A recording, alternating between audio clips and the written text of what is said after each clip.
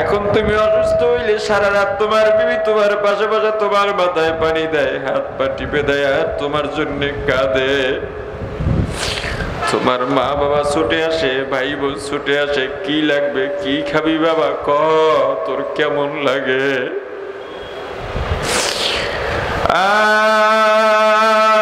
যদি এখন মারা যায়, এত আদর যারা করলেন, খোঁজ খবর নিলেন, একটা দিনও আপনাকে আমাকে একদিনের জন্যই মাটির উপরে রাখতে রাজি হবে না। অসুস্থ হয়ে গেছি, একটু ভাবিও নাই যে এবার আর বাঁচবো।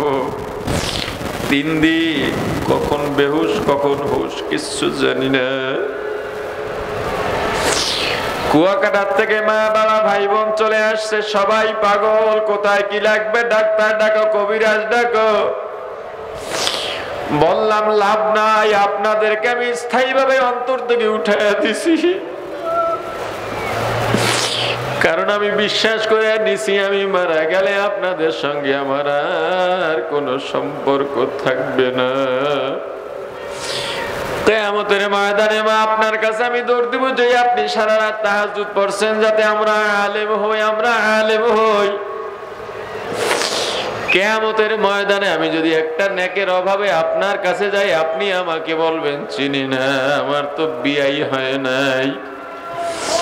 ইয়াউমা ইয়াফিরুল মারউ মিন আখিহি ওয়া উম্মিহি ওয়া আবিহি ওয়া সাহিবাতিহি ওয়া বানিহি।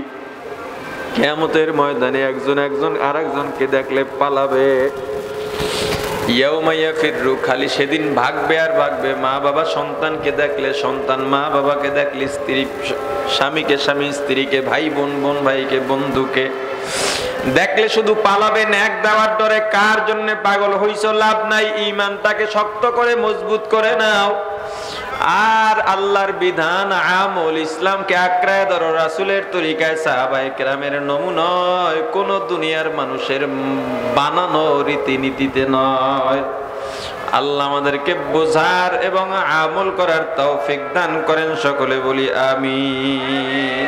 আলহামদুলিল্লাহি ওয়া কাফা ওয়া সালামুন আলা ইবাদিহিল্লাযীনা ইসতাফা।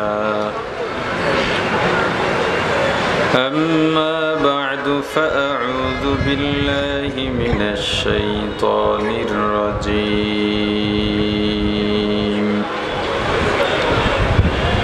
بسم الله الرحمن الرحيم. يا أيها الذين آمنوا ادخلوا في السلم كافة ولا تتبعوا خطوات الشيطان إنه لكم عدو مبين. صدق الله العظيم. عن ابن عمر قال قال رسول الله صلى الله عليه وسلم بني الإسلام على 5: شهادة أن لا إله إلا الله وأن محمدا عبده ورسوله إقام الصلاة وإيتاء الزكاة والحج وصوم رمضان أو كما قال النبي عليه الصلاة والسلام وصدق رسوله النبي الكريم. درود الشريف قولي اللهم صل على محمد وعلى آل محمد كما صليت على إبراهيم وعلى آل إبراهيم إنك حميد مجيد. সবাই পড়েন আল্লাহুম্মা বারিক আলা মুহাম্মাদ ওয়া আলা আলি মুহাম্মাদ কামা বারাকতা আলা ইব্রাহিম ওয়া আলা আলি ইব্রাহিম ইন্নাকা হামিদুম মাজিদ। আলহামদুলিল্লাহ। বাংলাদেশ মুজাহিদ কমিটি মিরসরাই উপজেলা শাখা কর্তৃক আয়োজিত আজকের এই ওয়াজ মাহফিল ও হালকায় জিকিরের মোহতারাম সভাপতি, আজকের এই দ্বীনি মজলিসের সবচেয়ে গুরুত্বপূর্ণ মেহমান, প্রধান অতিথি, আমাদের সকলের সুপরিচিত মানুষ, বাংলাদেশের স্বপ্নবাজ আশাহত মানুষের স্বপ্নের মানুষ, বাংলাদেশের মানুষকে যিনি স্বপ্ন দেখাচ্ছেন, ওলামায়ে কেরামের অহংকার, উপমহাদেশের প্রখ্যাত আলেম দ্বীন মুফতি সৈয়দ মোহাম্মদ ফয়জুল করিম শায়েখে চরমনাই সহ দিগার মুআজ্জাজ মুকাররম হযরত ওলামায়ে কেরাম, দূর দূরান্ত থেকে আগত ইসলাম প্রিয়, দিন প্রিয়, মর্দে মুজাহিদ, আল্লাহ রাব্বুল আলামিনের আশিকিন জাকিরিন মুসলমান ভাইরা, কলিজার টুকরা সমবয়সী যুবক ও ছাত্র বন্ধুগণ, পর্দানিশী মা ও বোনেরা,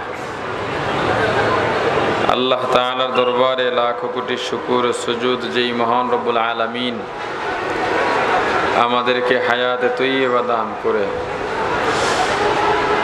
দুনিয়ার জান্নাতের বাগান কোরআন ও হাদিসের আলোচনার এই মুবারক মজলিসে আসা ও বসার মতো তৌফিক দান করেছেন, আলোচনা শোনার মতো সুযোগ করে দিয়েছেন। এই জন্য সকলে শুকরিয়া আদায় করি, আলহামদুলিল্লাহ।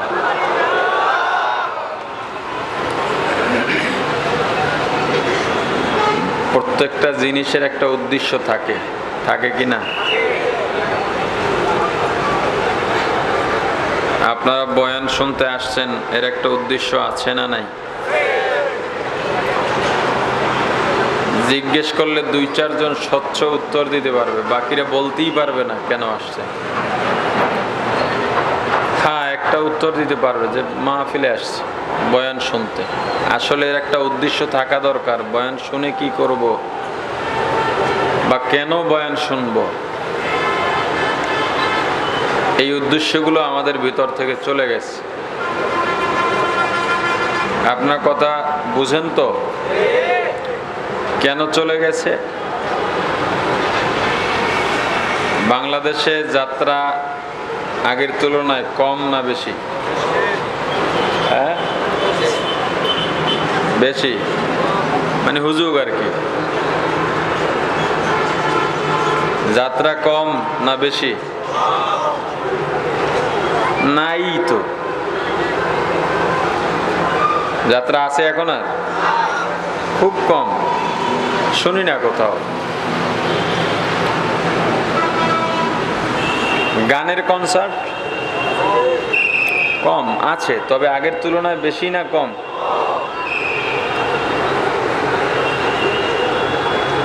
এরপরে সার্কাস, জবাব দেন না কেন? নাটকের অনুষ্ঠান কমছে এগুলো। তবে এর একটা দর্শক ছিল কি ছিল না? মাঝখানে আবার অনেকের ধারণা হতে পারে এগুলো কমে গেছে, তার মানে বাংলাদেশ কত ভালো হয়ে গেছে। বেশ কয়েক বছর আগে মধ্যম বয়সী একজন ব্যক্তি খুব আবেগ নিয়ে আমাকে বলতেছে, হুজুর আপনাদের বয়ানের উসিলায় বাংলাদেশে এখন আর সিনেমার ভাত নাই। আমি বললাম, এটা বয়ানের উসিলায় কেমনে বুঝলেন? কয় ওলামায়ে কেরামের বয়ান শুনে মানুষ এখন আর সিনেমায় যায় না, ওরা দর্শক না পাইয়া সিনেমা বন্ধ করে দিছে। আমি বললাম, আপনার আবেগকে তো শ্রদ্ধা জানাতেই হয়, কিন্তু সিনেমা কমে এই দেশে ভালো কিছু হয় না। সিনেমা কমছে না বাড়ছে? হ্যাঁ, আপনাদের মিরসরাইতে আগে সিনেমা হল ছিল? ছিল না? না থাকার তো কথা না। মিরসরাইতে সিনেমা হল ছিল না, এখন আছে। তাহলে বাড়ছে কেন বললেন? হুজুর ওই যে উদ্দেশ্য ঠিক নাই। সিনেমা বাড়ছে না কমছে? হল হল বাড়ছে না কমছে? কমছে। নাই, সিনেমা হল নাই।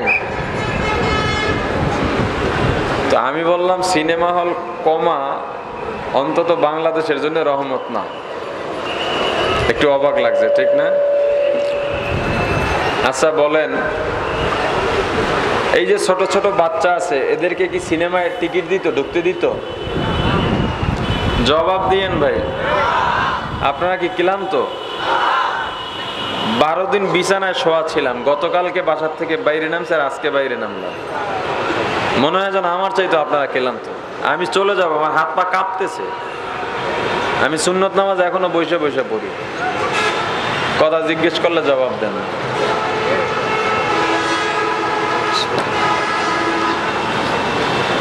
ছোট ছোট বাচ্চাদেরকে সিনেমা দেখার অনুমতি বা হল কর্তৃপক্ষ টিকিট দিত?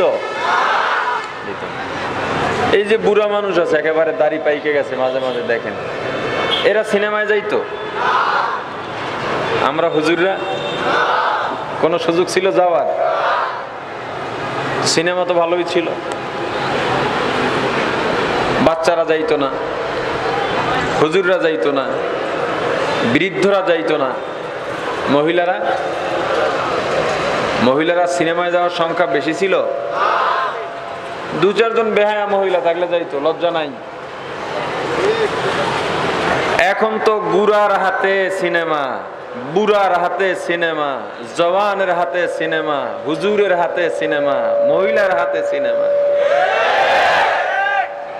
শুধু কি সিনেমা? ল্যাংটা সিনেমা।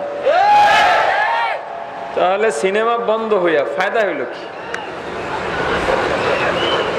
আগে চাইলে সিনেমায় যাওয়া যেত, এখন হাতে হাতে সিনেমা। অ্যান্ড্রয়েড মোবাইল মানি, আপনি কোনো অ্যাপস ডাউনলোড করলে ওটার মধ্যে ঢুকতে গেলেও কাজের জন্য আগে একটা ল্যাংটা ছবি আসে। রহমত বাড়লো না গজব বাড়লো? এই কথাটা মাঝখানে বইলে নিলাম এজন্যে, ওই যে যাত্রা কমছে, নাটক কমছে, গানের কনসার্ট কমছে, এটা রহমত মনে করার কিছু নাই। হ্যাঁ, তবে এর পিছনে মাহফিলের অবদান আছে, এটাও সত্য। কিন্তু এই যাত্রার একটা দর্শক ছিল কি ছিল না? গানের একটা দর্শক ছিল কি ছিল না? নাটকের একটা দর্শক ছিল কি ছিল না? তারা যাবে কোথায় এখন? যারা রাজনীতি করে, এই দল থেকে বহিষ্কার হলো আরেক দলে যোগদান করবেই, কারণ রাজনীতি ছাড়া ভালো লাগবে না। যে ব্যবসা করে, ও দেউলিয়া হয়ে গেলেও মানুষের বাড়ি কাম করতে পারে না, ও ছোটখাটো হইলো ব্যবসায়ী করবে। যার যে নেশা, ওই নেশা পুরান লাগবে কিনা? কথা কন। এখন ওই যে গানের দর্শক ছিল, যাত্রার দর্শক ছিল, নাটকের দর্শক ছিল, এরা যাবে কোথায়? এদের একটা ক্ষুধা আছে না? এরা সব মাহফিলে যায়। কোথায় যায়? উদ্দেশ্য কি? এজন্যই আমি বলছি মাহফিলে যারা আসছে সবার উদ্দেশ্য স্বচ্ছ। ওই দর্শকরাও মাহফিলে যায়, কেন যায়? ওরা মাহফিলে গিয়া একটা সুর পায়, এই সুর দিয়া যাত্রার তৃপ্তি মিটায়। আর ওরাই যদি ওয়াইজ আধা ঘন্টা আর 1 ঘন্টা বয়ান করে, এরপর ওরাই কয় তৃপ্তি মেটে নাই, তৃপ্তি মেটে নাই।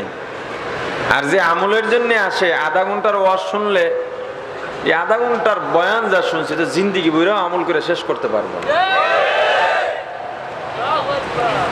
তবে মাহফিলে আসার পরে আল্লাহর রহমতে কিছু কিছু ওই যাত্রার দর্শকরা দ্বীনি রহমত আর সোহবত, আল্লাহ ওয়ালাদের সোহবত পেয়ে ওরা ভালো হয়ে যায়। কিন্তু সবগুলা কি হয় না? ভালো হয় না। ইবলিস কি বসে আছে? ইবলিস কি বসে আছে? ইবলিস বসে নাই। এই যে ভূমিকা স্বরূপ অনেক কথা বলতেছি, আমার বয়ানের তবিয়ত এইটা না, আমার এভাবেই কথা বলতে হবে।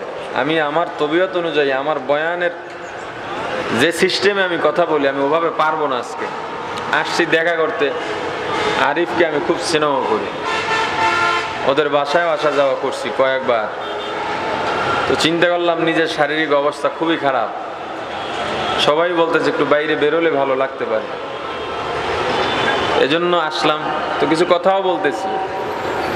সুর দেওয়া কি শর্ত নাকি? সুর না দিলে সমস্যা আছে? আলহামদুলিল্লাহ। আচ্ছা, ইবলিস তো কি নাই? বসে নাই। এখন ওই যে দর্শকরা, কিছু মানুষ আল্লাহর কাছে নিজের গুনার জন্য পানা চায়, আর এই বয়ানের মধ্যে কিছু মানুষ চায় আল্লাহ হুজুর একটু সুর দিত, কথা কয় না। তো যারা গান চায় ওরা বলে কোন হুজুর একটু গান গাইতো, যারা কৌতুক বক্ত ওরা বলে কোন হুজুর একটু কৌতুক বলতো। তো ওদের দোয়া কবুল করে শয়তানে। কে? এই কবুল করে এই ওয়াজের মঞ্চে এখন কৌতুকবাজ বক্তাও আছে, গানবাজ বক্তাও আছে। এরা আইসা এখন ওই যাত্রা তো নাই, যাত্রার আপডেট ভার্সন ওয়াজ মাহফিল দিয়া কায়েম করতেছে। 1.5, 2, 3 ঘন্টাও নাকি এরা আলোচনা করে। এই আলোচনার মাঝে নাকি কোনো আমি কারো বয়ান শুনি না। এটা যদি আমার দুর্বলতা হয় তো দুর্বলতা, কিছু করার নাই। আমি শুনি না, কারো বয়ান শুনি না, কখনো না। বেদাতিও না, দাতিও না, আমাদেরও কারো বয়ান আমি শুনি না। আমি বয়ান করি যতটুক করি ওটুক মোতালা করি আগে, এরপর বয়ান করি। ওই মাঝে মাঝে ফেসবুকে যদি 1-2 মিনিট কারোটা আসে ওটুকুই শোনা হয়। ধারাবাহিক 1-2 ঘন্টা বয়ান, এমনি মাঝে মাঝে বড় আলেমদের বয়ান সরাসরি স্টেজে বা মাঠে দাঁড়াইয়া শুনি, ওই ভিডিও থেকে বা ইউটিউব থেকে শোনা হয় না। তো যারা শোনে এদের মধ্যে যারা মোটামুটি বিচক্ষণ, এদের মন্তব্য হলো যে পুরো বয়ানটা জুড়ে নাটক, কৌতুক, হাসাহাসি, গান, অনেকে নাকি চেয়ারে বইয়া নাচেও। এখন আপনার উদ্দেশ্য আপনি ক্লিয়ার করেন, আপনি এখানে কেন আসছেন। আমি আপনার সাথে একটা সম্পর্ক স্থাপন করে এখান থেকে চলে যাব। আমি কেন আসছি? আমি যাতে আমার আশাটা বৃথা না যায়, আমার সময়টাতে অন্তত আপনার সময়টা যাতে বৃথা না যায়, আমি সেটা অন্তত করে যাওয়ার চেষ্টা করি। আমার প্রথম কথা হলো আপনাদের সাথে আমার একটা সম্বন্ধ, এটা আমি যেই কথা বলি একটা দাবি আপনাদের কাছে আমি করি, এটা সম্পর্ক লাগবে না? সম্পর্ক ছাড়া দাবি করা যায়? নামাজের মধ্যে আমরা বলি ইয়াকা না'বুদু, আমরা পরে বলছি ইয়াকা নাস্তাইন, যে আল্লাহ আপনার কাছেই আমরা সাহায্য চাই। আল্লাহ আবার বলছেন তুমি যে আমার কাছে সাহায্য চাইলা, এই সাহায্য চাওয়ার আগে সম্পর্ক আগে বর্ণনা করো, তোমার সাথে আমার সম্পর্কটা কি? সম্পর্ক না থাকলে চাওয়া যায় না, দেওয়ারও দায়িত্ব থাকে না। আপনাকে আমি চিনি না, আপনি আমার কাছে এসে বললেন 5টা টাকা দেন, এই চাওয়ার কোন অধিকার আপনার আছে? সবাই জবাব দিয়েন। আপনি অধিকার লঙ্ঘন করে চাইলেন, কিন্তু আমার দেওয়ার দায়িত্ব আছে নাই। কিন্তু আমার কাছে আমার মেয়ে, আমার ছেলে, আমার ভাই চাইতে পারবে কিনা?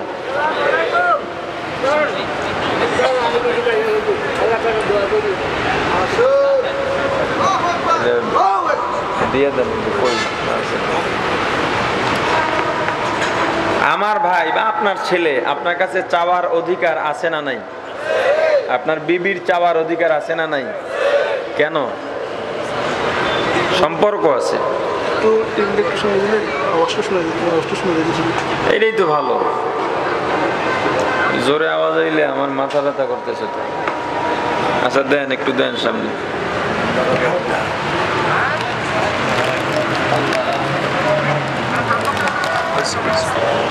তো স্ত্রী স্বামীর কাছে চাই, সম্পর্ক আছে। আমি মনে হয় বুঝাইতে পারতেছি না, একটু হা হু করতে হতো। তো আল্লাহর কাছে আমি যদি চাই, আল্লাহ বললেন চাওয়ার আগে সম্পর্ক বর্ণনা করো। কি সম্পর্ক বর্ণনা করবা? তুমি যদি শিরিক করে ফেলা সম্পর্ক বর্ণনা করতে গিয়ে তুমি যদি বলে ফেলা যে আল্লাহ আপনি আমার বাপ লাগেন, এই জন্য আল্লাহ বলে দিছেন খবরদার, এটা তোমার জানা নাই, আমি তোমাকে শিখাইয়া দিই। ইয়াকা না'বুদ, তোমার আমার সাথে সম্পর্ক মা'বুদ আর আবেদের সম্পর্ক। যে আল্লাহ আমরা আপনারই গোলামি করি, এজন্য আপনার কাছেই সাহায্য চাই। তা আপনার সাথে আমাদের সম্পর্ক, আপনি আমাদের মুনিব মালিক, আমরা আপনার গোলাম। এই সম্পর্কের কারণে আমি আপনার কাছে চাইতেই পারি। আপনাদের কাছে আমি আবদার করব, কথা জিজ্ঞেস করতেছি, এটা অধিকার না থাকলে হয়? এবার বলেন, আমি কি এখানে জোর করে আসছি? আপনারা আমাকে আনছেন, ঠিক? কেন আনছেন? আপনারা আমাকে এখানে আইসা, এই এটা একটা ক্লাস, আরে ভাই কোন এটা কমাও না, বেশি সাউন্ড লাগবে না, কম দাও, তাতে আমার চলবে আপাতত। এইটা একটা ভ্রাম্যমান মাদ্রাসার ক্লাস, এটা একটা মাদ্রাসা, দ্বীনি শিক্ষার মাদ্রাসা। আপনারা আমাকে শিক্ষক বানাইয়া এখানে বসাইছেন, আপনারা ছাত্র হইয়া বসছেন। তবে এটা ঠিক, ইলম, যোগ্যতা, জ্ঞান, আমল, বিচক্ষণতা, বুদ্ধি, অভিজ্ঞতা, সব দিক থেকে, বয়স, সব দিক থেকে আপনি আমার চেয়ে অনেক যোগ্য মানুষ। কিন্তু এই মুহূর্তে আমি যেহেতু এখানে, আপনি যেহেতু ওখানে, আমাকে আপনার শিক্ষক মানলে আপনার লাভ। আপনার সাথে আমার একটা সম্পর্ক হলো ছাত্র শিক্ষকের সম্পর্ক, এই অল্প সময়ের জন্য। এরপরে কিছু না, এরপরে ভাই ভাই, এরপরে কি?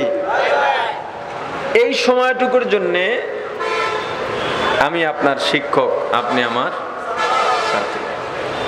অতএব ছাত্র শিক্ষকের মুআমেলা, লেনদেন, আমরা ক্লাসে যখন পড়াই, আমরা যখন পড়ছি, শিক্ষক পড়ার পর জিজ্ঞেস করছেন বুঝছো? হ্যাঁ বুঝছি হুজুর, এরপর সামনের লাইন পড়ছেন। কোন ছাত্র যদি ক্লাসের পেছনে বসে শিক্ষক কি বলে না বলে ওর কোনো খবর নাই, এ দাগাদাগি করতেছে। এখন তো মোবাইলের যুগ, এখন ছাত্ররা ক্লাসে বসে মোবাইল চালায়। এখন কি করে? এই ছাত্র কি পাস করবে? কি পিছনের যারা আছেন এরা তো কন্যা,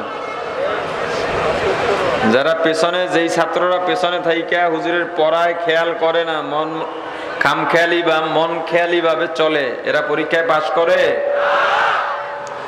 আমি চাই এখানে আমরা সবাই এই দ্বীনি পরীক্ষায় পাস করে একেবারে সবাই এখন যেভাবে এক জায়গায় আছে একসাথে জান্নাতে যায়। আমার চাওয়াটা কি খুব বেশি চাওয়া? আমার চাওয়াটার স্বার্থ কি আমার? এখন আপনার উদ্দেশ্যটা আপনি স্বচ্ছ করেন। আমি চাইবো যতক্ষণ আমি আলোচনা করব, আমার প্রত্যেকটা কথা আমাদের জীবনের জন্য বড় দামি কথা হোক, জীবনের জন্য কল্যাণকর হোক, আমাদের হেদায়েতের উসিলা হয়ে যাক।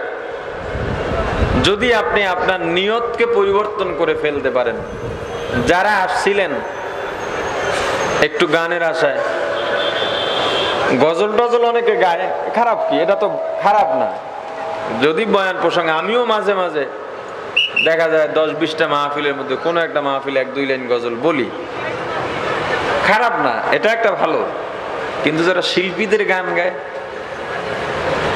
বাদ্যওয়ালা গানের যেই গান শোনা নেফাকি, যেই গান শুনলে ভিতরে নেফাক তৈরি হয়, যেই গানের মধ্যে কুফরি আছে, শিরিক আছে, কবিরা গুনাহ আছে, ওগুলো হাসির ছলে আমাদের এই স্টেজের অভিনেতারা, কিছু কিছু এগুলো আমি অভিনেতা বলি, এরা এখানে বৈশা ভেংসি দিয়া এরপরে যদি বলে, তাহলে ওর থেকে শুনতে পারে না, আমার থেকে আপনি শুনে নিলেন, কোনো ব্যবধান আছে? একজন আলেম যদি মুখ ভেংসি দিয়া কথা বলে, একজনে মদ খাইয়া কেমন করে সেটা দেখায়, গাঞ্জা খাইয়া কেমন করে সেটা দেখায়, আর থাকে কিছু ওলামায়ে কেরামের শান, আজমত, মান অন্যরকম থাকবে। তার মানে সাধারণ মানুষকে পাশে ভিড়তে দেবে না এমনটাও নয়। রাসূল করিম সাল্লাল্লাহু আলাইহি ওয়াসাল্লাম এমন একজন মহামানব, একজন সাধারণ মানুষ এসে পাশে বসছেন, কথা বললে নবীজি পুরা তার দিকে ফিরে মনোযোগ দিয়ে তারপর তার কথা শুনতেন। কথা হলো শান মানের জায়গায় তার অবস্থান ঠিক থাকবে, কিন্তু সাধারণ মানুষকেও পূর্ণ গুরুত্ব দিতে হবে। আল্লাহ বোঝার তৌফিক দান করেন।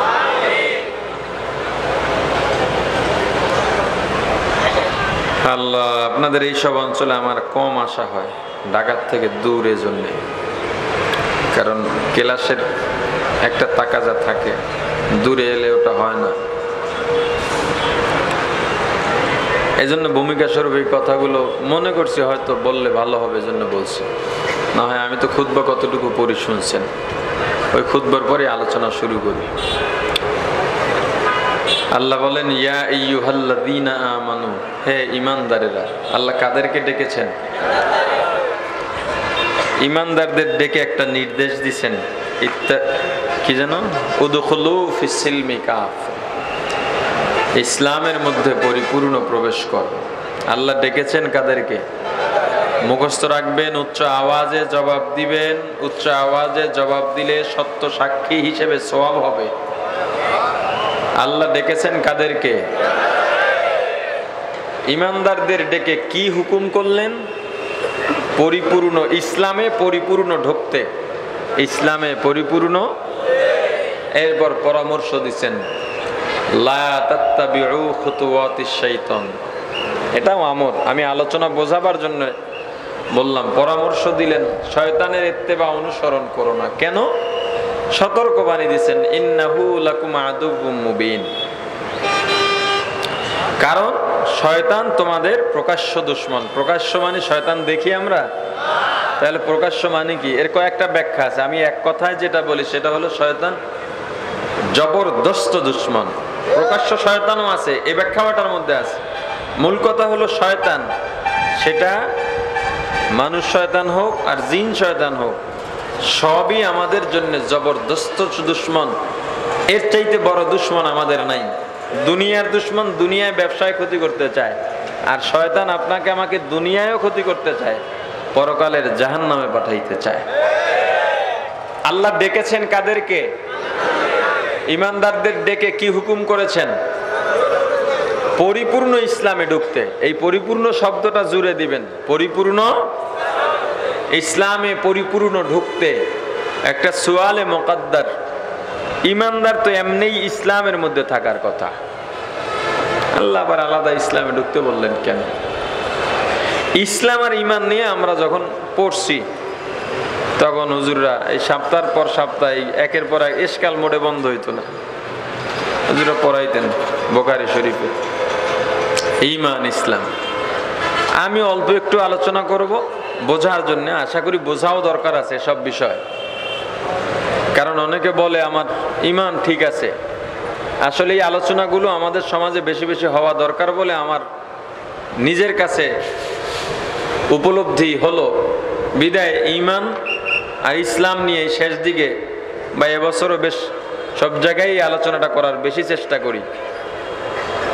ইমানদার তো এমনি ইসলামের মধ্যে থাকার কথা, তবু আল্লাহ আলাদাভাবে ইমানদারকে ইসলামে ঢুকতে হুকুম করলেন কেন?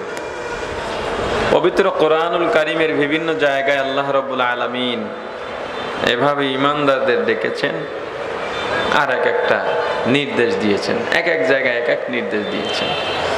যেমন কোরআনুল কারীমের এক জায়গায় আল্লাহ বলেন, ইয়া আইয়ুহাল্লাযীনা আমানুত্তাকুল্লাহ,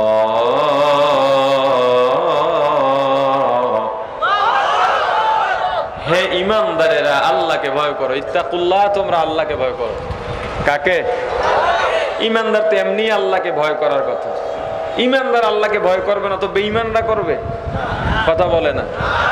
তা আবার আলাদাভাবে আল্লাহ কেন বললেন? শুধু কি ভয়? হাক্কা তুকাতিহ, যেই ভয়কে ভয় বলে সেইভাবে ভয় করো। তুমি বললা আমি আমার ওস্তাদকে ভয় পাই, আমার শিক্ষককে ভয় পাই, বাবাকে ভয় পাই, এটা বলে তুমি বাবার সামনে অন্যায় করেই যাচ্ছ। বাবা বারবার নিষেধ করছেন, শাসন করছেন, তোমার খবর নাই। তার মানে তুমি যে বললা আমি বাবাকে ভয় পাই, এই কথা আর তোমার কাজের মধ্যে মিল আছে? নাই। ভয় কি? অনেকগুলো উদাহরণ আমি দিয়ে থাকি, সবগুলো দেওয়া যাবে না। এই জায়গায় একটা ছোট্ট ঘড়ি রাখলে ভালো হতো যদি থাকে, আর না হয় কারো ওই একটা কম দামি মোবাইল রাখেন এখানে, মাঝে মাঝে টিপ দিয়ে টাইমটা দেখবো। তো কি জানি বলছিলাম, ভয়। চিড়িয়াখানা যাই নাই এই সংখ্যা আমাদের মাঝে কমই আছে, কি বলেন? চিড়িয়াখানায় বাঘ থাকে কোথায়? সিংহ, সাপ। বাঘ বা সিংহ খাঁচা ভেঙে মানুষ আক্রমণ করেছে চিড়িয়াখানায়, এমন কোন ঘটনা কোনোদিন শুনেছেন? আমরাও জানি সিংহ খাঁচা ভেঙে আপনাকে আমাকে আক্রমণ করতে। এরপর চিড়িয়াখানায় গিয়া আমরা বাঘের খাঁচার কাছে দাঁড়াই না দূরে দাঁড়াই? এর নাম ভয়। এটার নাম কি? সাপের খাঁচার কাছে গেছি, মনে করেন এটা সাপের খাঁচা, আমি এ পাশে দাঁড়ানো বা আপনি এ পাশে দাঁড়ানো, সাপের মুখ ধরেন এই পাশে। আপনিও জানেন, আমিও ভালো করে জানি যে এই খাঁচা কামড়ে ভেঙে আপনাকে আমাকে দংশন করতে পারবে না সাপ। এরপরে যদি সাপ ওই মাথার থেকে মাথা তাকায় আমাদের দিকে তাকায়, উঠাইয়া মাথা উঠাইয়া আমাদের দিকে তাকায়, অমনে খাঁচার থেকে লাফ দিয়ে কয়েক হাত পেছনে যাই। এটার নাম কি? ভয়। আরো একটা ছোট উদাহরণ দেই।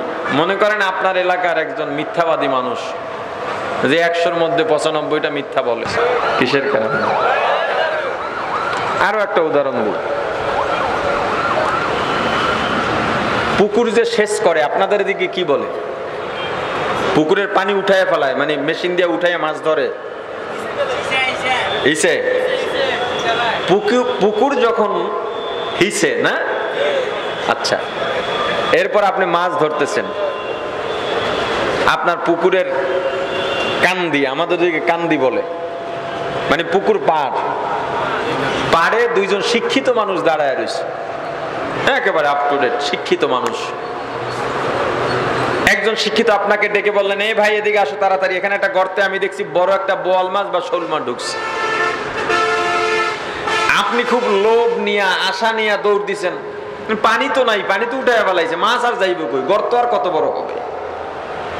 কাছাকাছি আসার পর বাকি যে শিক্ষিত আছে উনি বললেন, খবরদার, আমি দেখছি একটা বিষাক্ত সাপ ঢুকছে, হাত দিও না। আপনি বলেন আপনি কার কথা মানবেন? হ্যাঁ, তার মানে কি যে মাছ দেখে সে কি মিথ্যা বলতেছে? আসলে এখানে কারো কথা বিশ্বাস অবিশ্বাসের নয়, এখানে ভয়ের কথা। কিসের কথা? ইয়া আইয়ুহাল্লাযীনা আমানুত্তাকুল্লাহ হাক্কা তুকাতিহ, ঈমানদারেরা আল্লাহকে ভয় করো, যেই ভয়কে ভয় বলে সেভাবে ভয় করো। ঈমানদার তো এমনি আল্লাহকে ভয় করবে, আবার তাকিদ দিয়ে কইছে যেমনি ভয় করার কথা ভয় করার মতো করো। আল্লাহ আরো বলেন, ইয়া আইয়ুহাল্লাযীনা আমানু লা তামুতুন্না ইল্লা ওয়া আনতুম মুসলিমুন।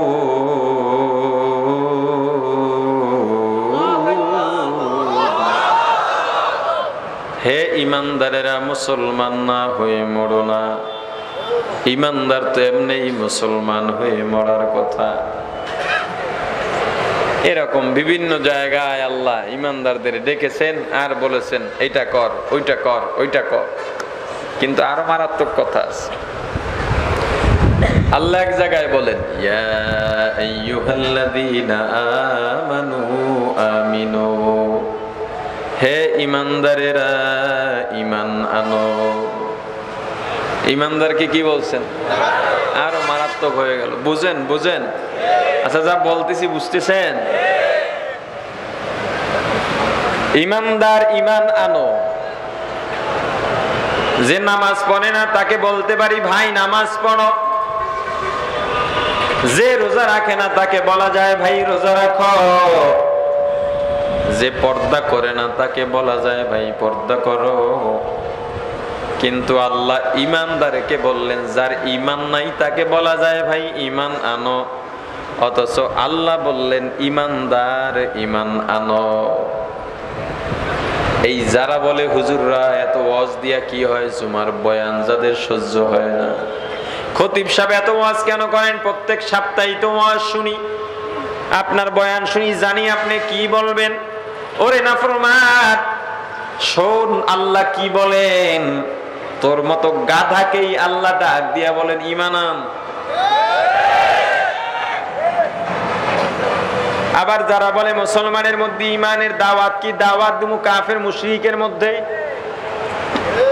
তাদের এই ইশকালের জবাব, তাদের অভিযোগের জবাব, ইয়া আইয়ুহাল্লাযীনা আমানু আমিনু। ঈমানদার কেউ ঈমানের দাওয়াত দেওয়া যায়, নামাজি কেউ নামাজের দাওয়াত দেওয়া যায়, শ্রোতাকে আবার ওয়াজ শোনার দাওয়াত দেওয়া যায়, জাকিরকে আবার জিকিরের দাওয়াত দেওয়া যায়, কারিকে আবার তেলাওয়াতের দাওয়াত দেওয়া যায়, দিনদার কেউ দিনের দাওয়াত দেওয়া যায়। এখন বোঝা দরকার আল্লাহ কেমন ইমানদারদের এতক্ষণ ডাকছেন আর কোন ঈমান আনতে বলছেন। বোঝা গেল আল্লাহ এতক্ষণ যেই ইমানদারদের ডেকেছেন এই ইমানদারদের মধ্যে ভেজাল আছে। কথা কয় না? যেই ইমানদারদের আল্লাহ ডেকেছেন এই ইমানদারদের মধ্যে কি আছে? আল্লাহ ইমানদারদের ডাকলেন আর ইসলামের মধ্যে ঢুকতে বললেন, ব্যাপারটা কি? অনেকগুলো জবাব আছে, আমি সংক্ষিপ্ত এক দুইটা জবাব দেওয়ার চেষ্টা করব। ঈমান অর্থ বিশ্বাস। ঈমান অর্থ কি? মুখস্থ করেন। ঈমান অর্থ, ঈমান অর্থ, ইসলাম অর্থ, জোরে কন। কোথায় পাইছেন? ইসলাম অর্থ শান্তি কই পাইছেন? এখন বর্তমানে কিছু কিছু ফতুয়া টিভি থেকেও বেরোয়। কেমনে বেরোয় জানেন? এইভাবে বের হয়। যখন ইসলাম বিদ্বেষীরা ইসলামের উপর আঘাত হানে তখন কি হুজুররা, তাওহীদবাদীরা, রিসালাতের সাক্ষ্যদাতারা, রাসূল প্রেমিকরা বসে থাকে? কথা কন। তারা রাস্তায় নামে। কারণ আমাদের বাংলাদেশে আমরা জিহাদ করার মতো, কাশ্মীরে গিয়ে জিহাদ করব, ফিলিস্তিনে গিয়ে জিহাদ করব, এই জনবল, এই অবস্থা, এই পরিবেশ, এই অস্ত্র, সেই অর্থ, এগুলো আমাদের কিছুই। তাহলে কি আমাদের কিছুই করার নাই? আমাদের কিছুই করার নাই। তোমার জবান আছে, তুমি হকের পক্ষে জবান চালিয়ে যাও। তোমার কলম আছে, তুমি হকের পক্ষে কলম চালিয়ে যাও। না হয় কিয়ামতের ময়দানে ধরা। খবরদার, তোমার জবান আছে, জবান দিয়া তুমি হকের পক্ষে কথা বললা না, জবান দিয়া তুমি মানুষকে কাবু করে নিজের দিকে রাখলা, একটা পূজনীয় অবস্থা তৈরি করলা, হক কথা বললা না, বাতিলের বিরুদ্ধে বললা না, তোমার এই জবান কিয়ামতের ময়দানে জাহান্নামের আগুনের কেসি দিয়া কাটা হবে। আমাদের এখন করণীয়, আমরা এখানে বসে একটা মিছিল করতে পারি, প্রতিবাদ করতে পারি, কথা বলে না? আল্লাহ তো দেখেন আমরা কি চাইতেছি, আমাদের অন্তরে কি আছে আল্লাহ দেখেন কি না?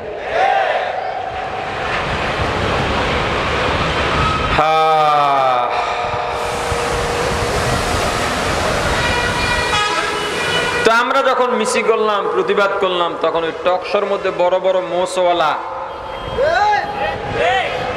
মানুষ রূপী কিছু মুরগি আছে। এই মানুষ রূপী মুরগিরা ফতুয়া দেয় ইসলাম অর্থ তো শান্তি, হুজুররা মিছিল কইরা অশান্তি করে কা। এই হইল ইসলাম অর্থ শান্তি বাইর হইছে। এর আগে আরো ফতুয়া আইছে টিভির মধ্য থেকে, লাকুম দিনুকুম ওয়ালিয়া দিন, যার যার ধর্ম তার তার, বুঝেন নাই? এরপরে যে তাফসিরও আবার ও জায়গা থেকে বাইর হইছে, ধর্ম যার যার, উৎসব সবার। এভাবে তাফসিরও বাইরে, মাঝে মাঝে ব্যাখ্যাও বাইরে, অর্থও বাইরে। আর ফতুয়া, ফতুয়া টিভি পর্যন্ত যাওয়া লাগে না। ফতুয়া এখন চা স্টলে অভাব নাই, চার দোকান থেকে যে ডেলি কত ফতুয়া পোষাব হয় কোন হিসাব নাই। ওরে ফতুয়া, বিড়ি টানে আর ফতুয়া। আর হেগো ফতুয়া কার বিরুদ্ধে জানেন? সব হুজুরগো বিরুদ্ধে। চা স্টলের যত ফতুয়া সব হুজুরদের বিরুদ্ধে। আফসোস, বুঝলি না আজ, বুঝবি না বুঝবি কাল, কপাল থাপড়াবি আর দিবি গাল, কিন্তু কোনো কাজে আসবে না। আসবে নাকি? ঈমান অর্থ কি? জোরে জোরে ঈমান অর্থ কি? ইসলাম অর্থ আত্মসমর্পণ করা। ইসলাম অর্থ আর ভুলবেন, আর ভুলবেন? ইসলাম অর্থ আত্মসমর্পণ করা বা নত হওয়া। আত্মসমর্পণ করব কার কাছে? আওয়াজ দিয়ে বলেন। কেমনে করব? আল্লাহ যা বলেন তা মানব। আল্লাহর বিধান রাসূলের তরিকায় সাহাবায়ে কেরামের নমুনায় মানার নাম হলো ইসলাম। আল্লাহর বিধান রাসূলের তরিকায়, আল্লাহর বিধান রাসূলের সাহাবায়ে কেরামের নমুনায় পালন করার নাম কি? আল্লাহর বিধান নবীজির তরিকায় সাহাবায়ে কেরামের নমুনায় পালন করার নাম ইসলাম। এটাকে ইবাদত বলে।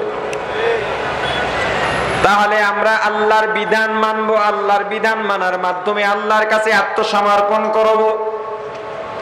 ইসলাম অর্থ আত্মসমর্পণ করা। আত্মসমর্পণ করব কার কাছে? কিভাবে? আমল করার মাধ্যমে। এক কথায় আমল করার মাধ্যমে। আলোচনা বোঝার জন্য এতটুকু বলা যায়, ইসলাম আমলের নাম। ইসলাম ঈমান। ইসলাম অর্থ শান্তি নয়, তবে ইসলাম শান্তির ধর্ম। ইসলাম, ইসলাম অর্থ কি নয়? ইসলাম শান্তির ধর্ম। তবে শান্তি অর্থ এই মাদ্দা দিয়েই বাইর হয়েছে। তবে ইসলাম অর্থ শান্তি না বলাটা, যাতে মানুষ এটা ভুলে না যায় যে আমি ইসলাম যে মানে সে মুসলিম। ইসলাম মানার মাধ্যমে মুসলিম হয়, মানে আমল যে করে। ঈমান বিশ্বাস, ইসলাম আমল, এটা বোঝার জন্য বললাম। আবার আল্লাহর কাছে আত্মসমর্পণ কিভাবে করব তা আল্লাহ নিজেও শিখিয়ে দিয়েছেন। প্রত্যেক প্রাণীর একটা নিজস্ব বুলি আছে না নাই? গরুর নিজস্ব ডাক আছে না নাই? বকরির নিজস্ব ডাক আছে না নাই? পাখির নিজস্ব বুলি আছে না নাই? সাপ ব্যাং বিশ্বর নিজস্ব বুলি আছে না নাই? তুমি মুমিন, তুমি মুসলিম, তোমারও একটা নিজস্ব বুলি আছে, আল্লাহ শিখায় দিছেন। হে মুমিন, তোমার বুলি যাতে পাশ্চাত্যবাদী বুলির সঙ্গে মিলে না যায়, পুঁজিবাদী কুফুরি গণতন্ত্রের বুলির সঙ্গে মিলে না যায়, কুফুরি শিরকি বেদাতি বুলির সঙ্গে মিলে না যায়। এজন্য আমি আল্লাহ তোমাদের বুলি শিখায় দিলাম। আল্লাহ বলেন, পয়গম্বর আপনি দুনিয়ার মুমিন মুসলমানদের জানায় দেন তাদের বুলি কি হবে, তারা আমি আল্লাহর সামনে কি বলে আত্মসমর্পণ করবে। ইন্না সালাতি ওয়া নুসুকি ওয়া মাহইয়ায়া ওয়া মামাতি লিল্লাহ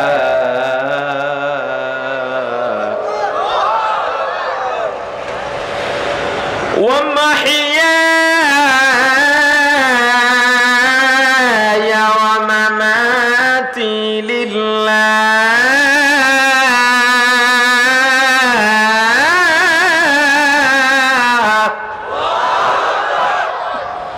ومحياي ومماتي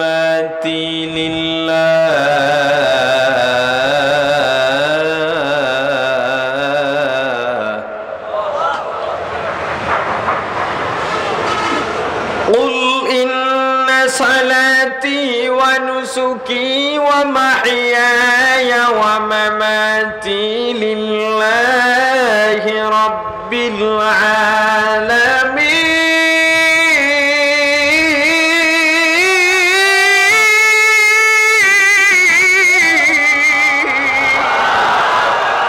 مسلماني بود گردن نهادن عنانے خود বদস্তে খাজাদাদান।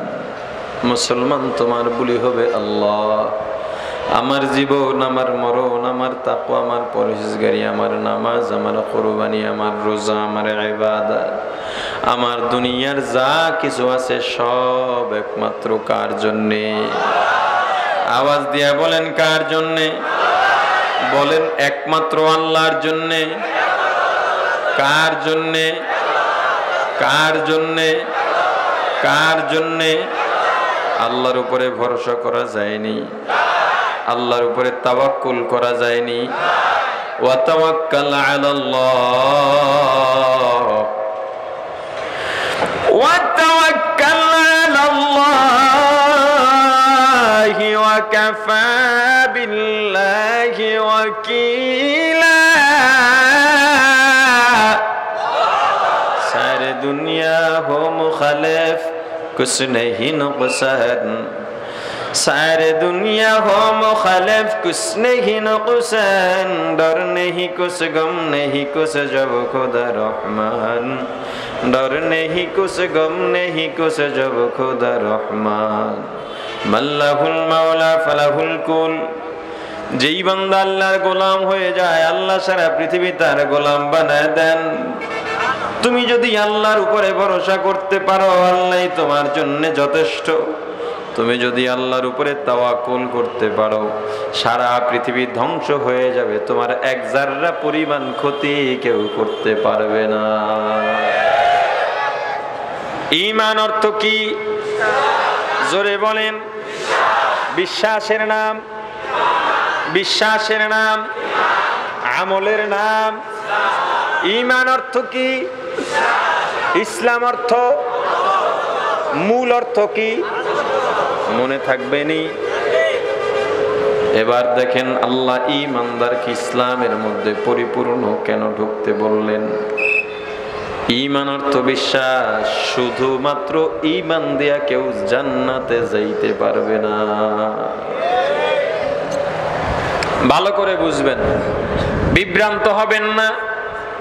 প্রত্যেকটা কথা পার্ট বাই পার্ট বোঝার চেষ্টা করবেন। আল্লাহ ঈমানদারকে কেন ইসলামের মধ্যে ঢুকতে বললেন? শুধুমাত্র ঈমানদার হয়ে জান্নাতে যাওয়া যাবে না। আপনার মাঝে আবার প্রশ্ন জাগতে পারে, হুজুর আপনারাই তো বলেন আল্লাহর কাছে সব সময় দোয়া করো যাতে ঈমান নিয়ে কবরে যাইতে পারি। আসলে এই ঈমান আর ওই ঈমান এক নয়। শুধুমাত্র ঈমান দিয়া জান্নাতে যাওয়া যাবে না। যারা বলো নামাজ না পড়লে কি ঈমান ঠিক আছে, তারা ভালো করে শোনো। যারা বলো পর্দা না করলে কি দিলটা ঠিক আছে, তারা ভালো করে শোনো। এটা তাদের ওয়াজ। বিশেষ করে কয়জনের পর্দা আছে মাঠের মধ্যে? কত হুজুর মৌলবী দেখলাম, কত হাজি গাজি দেখলাম, পর্দা বাইরে নামে কয়েক পাল্লা বোরকা দিয়া, কয়েক পাট্টা কাপড়ের বোরকা দিয়া বাইরে নামে, কিন্তু ঘরের মধ্যে ভাসুরের বালেক সাবালেক ছেলের সাথে দেখা দেয়, দেবরের সাবালেক ছেলের সাথে দেখা দেয়, আছে না নাই? এইটাকে কেউ পর্দাই মনে করে না। আমি আমার চাচিকে দেখতে পারবো, আমার মামিকে, যত পর্দা থাকুক খাস, কিন্তু এইটাকে কেউ পর্দাই মনে করে না। এটা অহংকারের জন্য বলি না, আপনাদেরকে উৎসাহ দেওয়ার জন্য বলি। আর এটা আমাদেরও কোনো অর্জন নয়। আমার বাবা কোনো আলেম নন, কিন্তু আমার বাবা এমন ভাবে আমাদেরকে গড়াইছেন, খাস পর্দা বলতে যা আছে, যা বলা হয় আলহামদুলিল্লাহ আমাদের ঘরের মধ্যে তা আছে। আমরা আমার চাচিদেরকে দেখি না, মামিদেরকে দেখি না। এরপর হেদের মেয়ে তো অনেক দূরের কথা। আমার চাচাতো ভাইদের সাথে আমার মায়ের কোনো দেখা সাক্ষাৎ নাই। আপনার চাচিকে যদি বলেন চাচি আমার সামনে আপনি আসবেন না, আপনার চাচি খেপে যাইব, অথবা আমার কথায় সে খেপে যাবে। কেমন হুজুর, আমার ভাসুরের ছেলে, আমার দেবরের ছেলে আমার দিকে কি কুনজরে তাকায় নাকি? ও আমার ছেলের মতো, কোলে পিঠে করে মানুষ করছি, আমি কোর দিকে কুনজরে তাকাবো? হুজুরদের মন এত খারাপ, হুজুররা এত উল্টাপাল্টা কথা বলে। আমার ভাসুরের ছেলে, আমি মায়ের মতো, আমার দিকে কি কুনজরে তাকাবে? না, হুজুররা আসলেই খারাপ। পর্দালের মা ভালো করে শুনেলাম, আপনার দিকে কুনজরে তাকাবে না, এজন্যই তো বেপরদার গুনাহ। আর যদি কুনজরে তাকায় তাহলে তো জিনার গুনাহ। ব্যবধানটা বুঝাইতে পারছি? কয় আমরা ফ্রি মাইন্ড, আমাদের মনে কোনো মাইন্ড নাই, আমরা একসাথে চলি। তবুও তো তুমি বেপরদার গুনাহ থেকে খালি নও। একটা কবিরা গুনাহ কমপক্ষে ৭,০০০ বছর জাহান্নাম। আর যদি একবার বদনজরে তাকায়া ফালাও, একটা জেনার গুনাহ, একটা জেনার জন্য কমপক্ষে ৭০,০০০ বছর জাহান্নাম। এই জন্যই আল্লাহ বলছেন লা তাকরাবুজ জিনা। এই আলোচনায় যাব না। শুধুমাত্র ইমানদার হয়ে জান্নাত পাওয়া যাবে না, জান্নাতের মধ্যে যাওয়া যাবে না। এজন্য আল্লাহ ইসলামে ঢুকতে বলছেন। ঈমান অর্থ কি আবার বলেন? এ বেনামাজির দল, যারা বলো নামাজ লাগে না, যারা বলো নামাজ লাগে না, আমার ঈমান ঠিক আছে, রোজা লাগে না, পর্দা লাগে না, ঈমান ঠিক আছে। শোনো, ভালো করে শোনো, তোমার ঈমান আছে এ কথাটা অস্বীকার করি না, কিন্তু তোমার ওই ঈমান তোমাকে জান্নাতে পৌঁছবে না। ঈমান অর্থ আবার ঈমান অর্থ মাথায় টুপি দেওয়া লাগবে, সুন্নাত, এটা বিশ্বাস করছেন আপনি, টুপির ঈমানদার হয়ে গেছেন। কিন্তু টুপির ঈমান দিয়া জান্নাত পাওয়া যাবে না। যদি টুপির ঈমান দিয়া জান্নাত পাইতে চান, টুপি মাথায় দিয়া টুপির আমল করে টুপির মুসলমান হওয়া লাগবে। আমরা টুপির ঈমানদার আছি, কিন্তু টুপির মুসলমান হই নাই। আপনি বিশ্বাস করলেন নামাজ পড়া লাগবে, নামাজ ফরজ, নামাজ জান্নাতের চাবি, as-সালাতু মিফতাহুল জান্নাহ। আউয়ালু মা ইউহাসাবু বিহিল আবদু ইয়াওমাল কিয়ামাতিস সালাহ, as-সালাতু ইমাদুদ্দিন। এই বাঁশিগুলো ফুয়েন না, কি সমস্যা? খুব বিরক্ত লাগতেছে, বাঁশিগুলো বাজাইতেছেন কেন?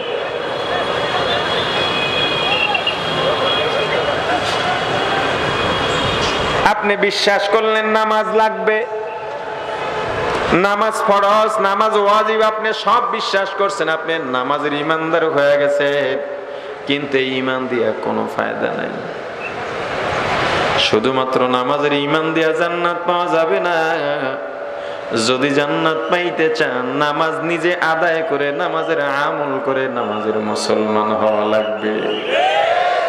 যারা বলো আমি নামাজ না পড়লে কি ঈমান ঠিক আছে, এই বেনামাজির দল, তাহলে তুমি জেনে নাও তোমার নামাজের প্রতি ঈমান থাকতে পারে, তবে এই ঈমান দিয়ে তুমি জান্নাতে যাইতে পারবা না।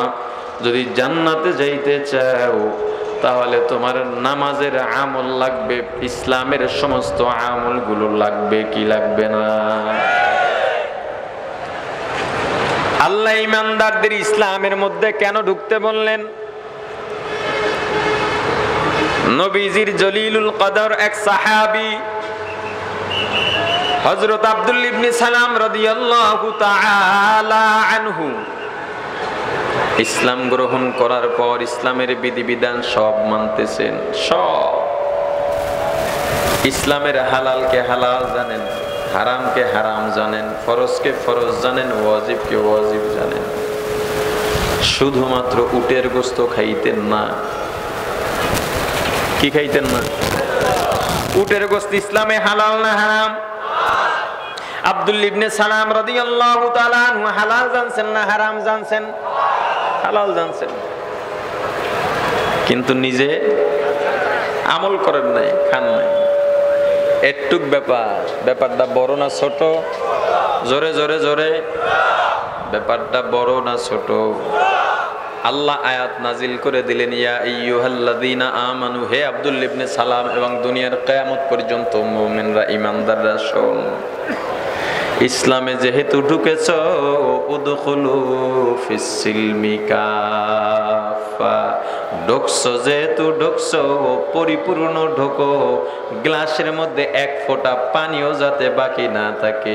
যতক্ষণ পর্যন্ত এক ফোঁটা পানি দেওয়ার সুযোগ থাকবে ততক্ষণ পর্যন্ত গ্লাসটা পূর্ণ নয়। মুসলমান ঈমানদার শুধুমাত্র উটের গোশত খান নাই কেন? আগে যেই ধর্মে ছিলেন ওই ধর্মে উটের গোশত ঘৃণা করা হতো, ওই ঘৃণাটা এখনো রয়ে গেছে, অথবা অনীহা রয়ে গেছে, কিন্তু হালালকে হালাল জানছে। যেমন একজন হিন্দু ভাই যদি এখন মুসলমান হন, তার গরুর গোশত খেতেই হবে।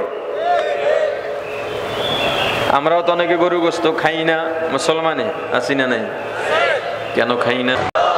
অ্যালার্জি, ডাক্তারে নিষেধ করছে, চর্বি বেড়ে গেছে, আরো বহু ঝামেলা আছে। কিন্তু হিন্দু যে গরুর গোশত খায় না আর মুসলমান যে খায় না, দুই দফার, দুই দলের না খাওয়ার ইল্লত বা কারণ এক না ভিন্ন। তারা খায় না কেন? গরুকে দেবতা মনে করে। কেন খায় না? জোরে বলেন। ইসলামে গরু দেবতা না শুধুমাত্র মাখলুক? হালাল না হারাম? জোরে বলেন। হিন্দুরা গরুর গোশত খায় না, গরুর প্রসাব খায়। কোন হিন্দু ভাই যদি ইসলাম গ্রহণ করে, তাকে গরুর গোশত খেয়ে প্রমাণ করতে হবে। ইসলামের হালালকে হালাল জানলেই হবে না, মানতেও হবে। ইসলামের হারামকে হারাম জানলেই হবে না, মানতেও হবে। এজন্য জানার নাম কামিয়াবি নয়, মানার নাম কামিয়াবি।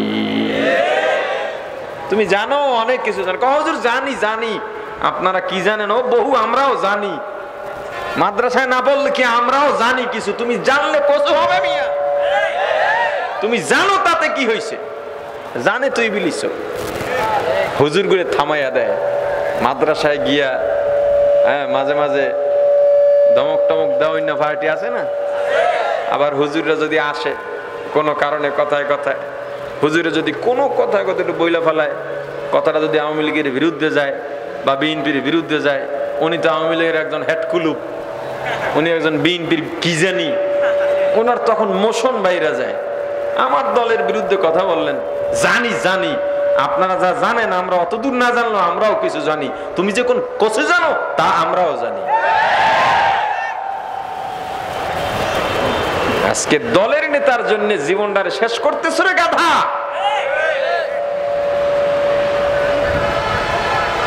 বড় বড় চিল্লানি দেয়, আমার নেতার জন্য জীবন দেব, রক্ত দেব, বলে কিনা?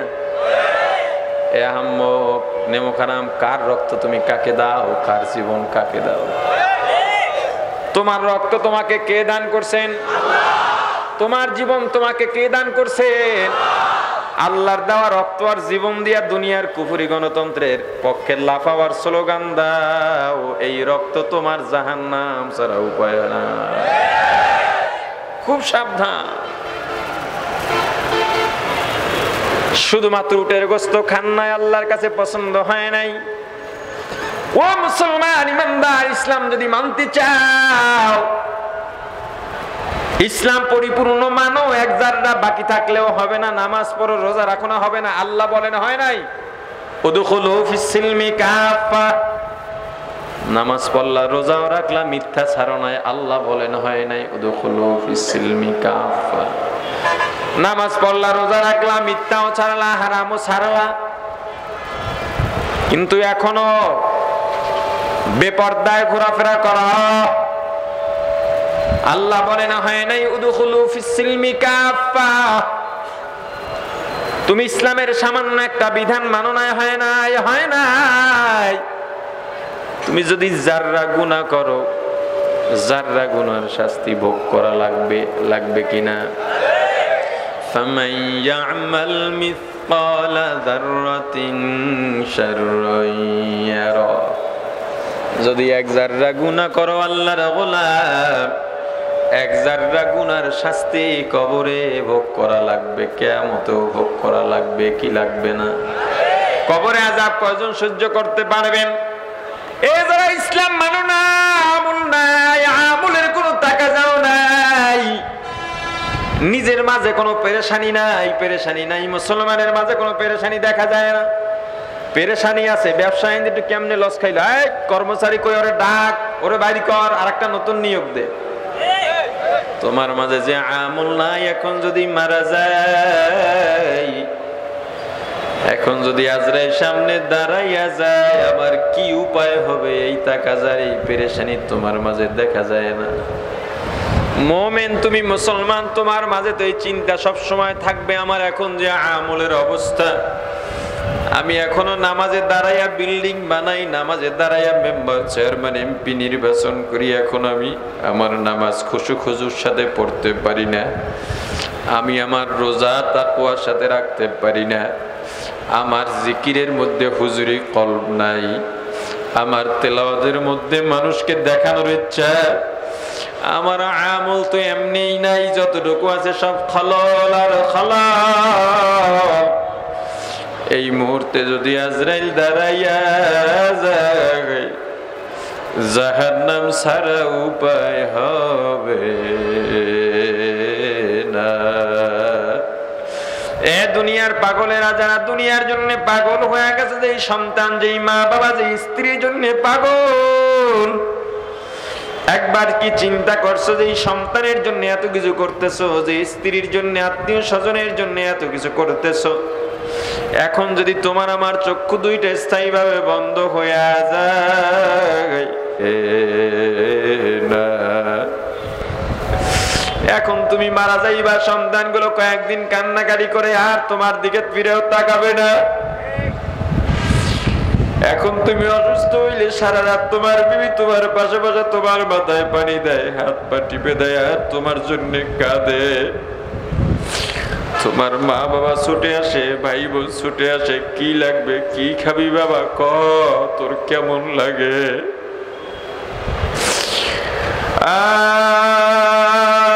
যদি এখন মারা যায়, এত আদর যারা করলেন, খোঁজ খবর নিলেন,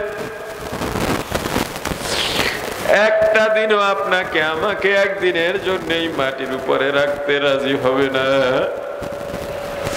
অসুস্থ হয়ে গেছি, একটু ভাবিও নাই যে এবার আর বাঁচবো। 3 দিন কখন বেহুশ কখন হুশ কিচ্ছু জানি না। কুয়াকাটার থেকে মা বাবা ভাই বোন চলে আসছে, সবাই পাগল, কোথায় কি লাগবে ডাক্তার ডাকো, কবিরাজ ডাকো। বললাম লাভ নাই, আপনাদেরকে আমি স্থায়ীভাবে অন্তর থেকে উঠাইয়া দিছি, কারণ আমি বিশ্বাস করে নিছি আমি মারা গেলে আপনাদের সঙ্গে আমার আর কোনো সম্পর্ক থাকবে না। কিয়ামতের ময়দানে মা আপনার কাছে আমি দৌড় দিব যে আপনি সারা রাত তাহাজ্জুদ পড়ছেন, যাতে আমরা আলেম হই, আমরা আলেম হই। কিয়ামতের ময়দানে আমি যদি একটা নেকের অভাবে আপনার কাছে যাই, আপনি আমাকে বলবেন চিনি না, আমার তো বিয়াই হয় নাই। ইয়াউমা ইয়াফিরুল মারউ মিন আখিহি ওয়া উম্মিহি ওয়া আবিহি ওয়া সাহিবাতিহি ওয়া বানিহি। কিয়ামতের ময়দানে একজন আরেকজনকে দেখলে পালাবে।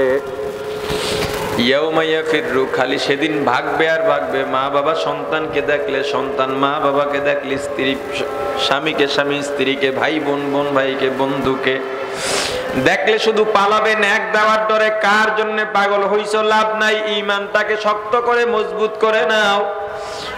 আর আল্লাহর বিধান আমল ইসলামকে আঁকড়ায় ধরো, রাসূলের তরিকায়, সাহাবায়ে কেরামের নমুনায়, কোন দুনিয়ার মানুষের বানানো রীতিনীতিতে নয়। আল্লাহ আমাদেরকে বোঝার এবং আমল করার তৌফিক দান করেন, সকলে বলি আমিন। যতটুকু আলোচনা করলাম, আলোচনা যত ভুল সব আমার পক্ষ থেকে, যত ভালো আল্লাহর পক্ষ থেকে। আমার ভুলগুলো শুধরাই আল্লাহর ভালোগুলো গ্রহণ করার তৌফিক দান করেন, সকলে বলি আমিন। সুবহানাল্লাহি ওয়া বিহামদিহি, সুবহানাকাল্লাহুম্মা